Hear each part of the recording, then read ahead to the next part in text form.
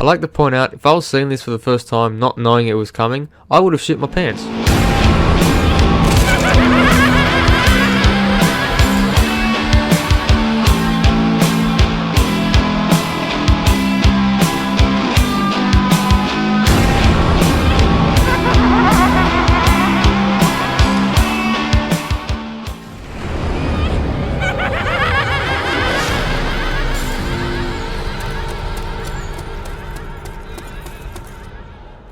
At the end of the World at War campaign, the Treyarch developers left a small treat for those who were dedicated enough to make it that far. This was in the form of a survival mode where up to 4 players must survive as long as possible against increasingly strong hordes of zombies. This, ladies and gentlemen, was the origin, the genesis of what we now know as COD Zombies. A series that has had many highs and many lows. The series as we know it today is its very own mode and has had a large role within the composition of any COD game. This is where it all began. So what's actually going on? The map consists of 3 main areas, with barricades that must be bought separating each one. The first area is where the player spawns. It features 5 barriers and 2 wall buys. The Kar 98K for 200 points and the M1 carbine for 600. Already holding an M1911 pistol, the player has a choice of which barrier they would like to access to each area.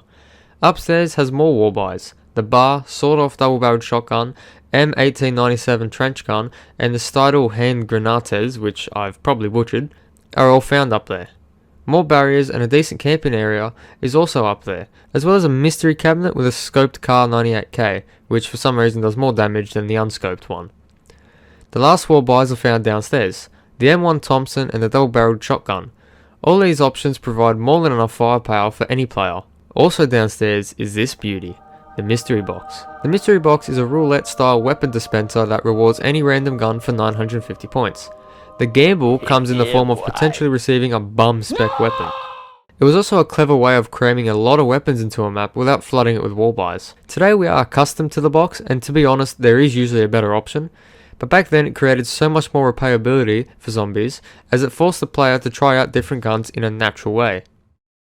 Nacht der Untoten is a very bare bones map compared to other maps, as most of the features in those other maps simply didn't exist yet, they weren't even invented.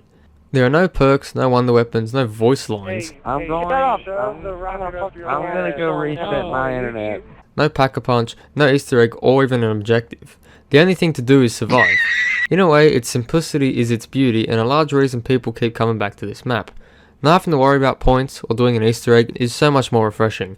Instead, you can just get your Doomslayer on and absolutely demolish zombies in the earlier rounds. The early rounds are fun, as you usually have more than enough firepower to survive. But this map gets very intense in the later rounds, as most of the weapons drop off before round 20. This difficulty change gives a very high octane experience, and with a group of people can be a fun, chaotic experience.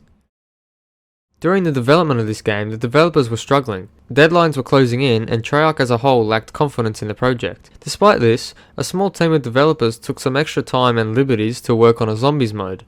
They did all this in secret, and once the boss found out, he was initially furious. However, he kept an open mind, and upon giving it a go, he allowed the project to continue. This was a clear test of the fun factor of this mode. It literally survived the chopping block and earned its place in the game. Additionally, the development team chose not to reveal the mode through promotions or otherwise. They believed it should be organically spread instead of shoved down people's throats.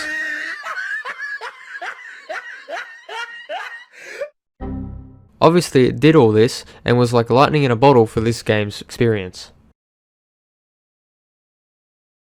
My choice of map is more to the casual side of things. Don't get me wrong, I still love maps like Origins and Shadows of Evil, but the appeal of a simple map to hop on, raise hell and die stupidly in 15 minutes is much stronger to me. I don't know if it's the simplicity of not having to worry about 50 things at once, my impatience, or its appeal to the more casual players, of which I am friends with and only play these maps. In all fairness, it's probably not a good idea to ask someone who hasn't played before to play a map like Moon. All that being said, however, I find the map clunky and bland. Most casual maps still have some fun small things to do. You know, get teddy bears, unlock Pack-a-Punch, power, link some shit, whatever. On Nacht, the most engaging thing outside of shooting zombies or buying guns is shooting a radio to hear a very muffled and quiet song. I get it though, it was first and all that, plus I still respect the map for what it is and what it did. It's just, with today's glasses on, gathering footage and getting a good feel for the map was kinda boring after the 5th game or so. But if you play it as it was meant to be played with a group of friends, it is pure chaotic fun, despite showing its age. This is just my opinion, plus I didn't actually experience this map in its heyday, so have at me all you want in the comments, but it's my video, so unlucky. Despite its simplistic nature, Nacht der Untoten did in fact innovate. The wall buyers, buyable barriers, mystery box, power arms and point systems were all new. The ray gun was in campaign, so I'm not counting that. Oh, and the actual zombies themselves were also added. Upon the release of the game, the mode was an instant success and is holding its own against multiplayer and campaign in terms of popularity. Treyarch took note of this and saw the opportunity to increase and expand in this mode. Today we now know the vast and expansive mode of COD Zombies and that inflated storyline, and to think it all started here and wouldn't exist for this map is crazy. Thank you for watching this video. I know it's short and brief, but I mean, so's the map, so I'm not too creative, I can't think of other stuff to say. It will definitely get some more longer in-depth videos with some of the longer, more in-depth maps. Thank you for watching, and don't forget to like, subscribe, and if you feel like disliking, just make sure to press it twice.